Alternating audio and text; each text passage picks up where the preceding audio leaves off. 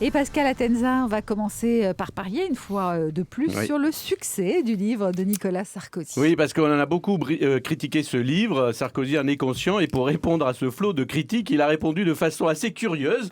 Hier soir, il était à Strasbourg et il a dit, je cite, que Jean Racine a été lui aussi perturbé par les critiques quand il a sorti Phèdre. Vous l'avez compris, il s'est comparé à Jean Racine, rien que ça, alors qu'à Marc Lévy, ça aurait suffi.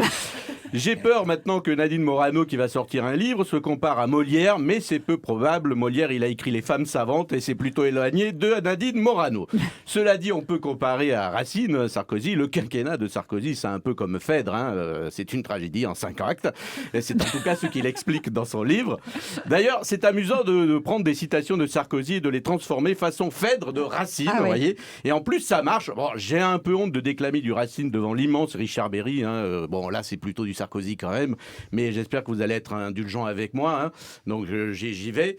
Le voici vers mon cœur, tout mon sang se retire, j'oublie en le voyant que je viens lui dire, casse-toi pauvre con. Mourez donc et gardez un silence inhumain, quoi qu'il vous reste à peine une faible lumière, mon âme chez les morts descendra la première aux Fouquet's. Vous changez de couleur et semblez interdite, madame, que faisait Hippolyte en ces lieux? Seigneur, il me disait que s'il revient, il annule tout. Cet heureux temps n'est plus... c'est pas de lui. Non, c'est pas de lui, je rajoute. Cet heureux temps n'est plus, tout a changé de face depuis que sur ses bords, les dieux ont envoyé le yacht de Bolloré. Dieu, que suis-je assise à l'ombre des forêts? Quand pourrais-je au travers d'une noble poussière travailler plus pour gagner plus? Vous voyez quand même, le Sarkozy, ça a quand même de la gueule. Le Racine Sarkozy.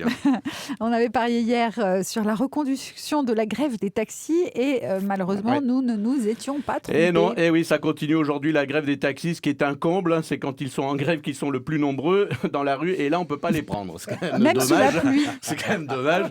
Alors, hier, ils ont fait pas mal de dégâts. Et Daniela, vous aviez raison de comparer la grève des taxis à la série des films Taxi avec Sami Nasseri et produit par Luc Besson, parce que c'est vrai, c'est à peu près la même chose, que des cascades et pas de dialogue. Cette grève des taxis me fait penser au slogan de la SNCF, à nous de vous faire préférer le train. Bon, là, c'est taxi, à nous de vous faire préférer Uber. Et oui, parce que en fait, le problème des taxis, c'est l'ubérisation de la société dont tout le monde parle. Pour faire simple, tout le monde peut faire n'importe quel métier sans vraiment de compétences. Cela dit, on peut régler une partie du chômage. Vous avez un ordinateur, vous avez Word, un correcteur d'orthographe automatique. C'est bon, vous pouvez devenir écrivain comme Jean Racine ou Nicolas Sarkozy. Évidemment, vous choisissez. Vous faites la gueule, vous n'êtes pas trop aimable. Eh ben, c'est bon, vous pouvez devenir taxi. Autre exemple, vous avez une boîte à outils. Mais attention, c'est plus compliqué. Vous avez une boîte à outils propre. Bon, là, c'est bon, vous pouvez devenir chirurgien. Vous avez... bah oui, c'est possible. Ou dentiste, c'est comme vous voulez. Vous avez plusieurs chemises de rechange, c'est bon, vous pouvez devenir DRH chez Air France. Vous êtes jeune, vous portez bien le costume, vous détestez et critiquez les 35 heures, hop, vous pouvez devenir ministre de droit dans un gouvernement de gauche. Vous êtes nul en maths, en calcul mental, vous êtes encore au boulier, eh bien vous pouvez prendre le boulot de comptable chez Big Malion. Voilà. Vous avez 5 doigts, mais vous n'en utilisez qu'un seul, vous avez un synthétiseur, c'est bon, vous pouvez devenir David Guetta. Voilà. Alors, vous êtes... Vous avez 5 doigts, vous n'en utilisez qu'un seul. Évidemment. Voilà, vous êtes sympa, vous avez un peu d'humour, vous aimez travailler en équipe, vous pouvez devenir chroniqueur sur France... Non, enfin ça c'est mon boulot, c'est occupé, il n'y a pas de place, désolé. Ça faut du talent, vraiment. Ouais. Allez, c'était Pascal Atenza, les paris de Pascal, c'est tous les jours à 13h10 dans France Bleu Midi ensemble.